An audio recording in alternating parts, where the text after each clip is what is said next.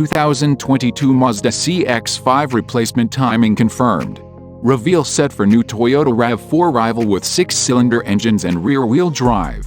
Mazda will reveal the eagerly anticipated replacement for the CX-5 midsize SUV as well as the related next-generation Mazda 6 midsize car.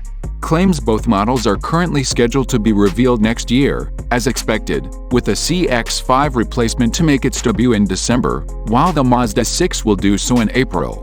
Mazda's new large architecture, a platform that supports longitudinal engines and rear-wheel drive instead of the familiar combination of transverse units and front-wheel drive.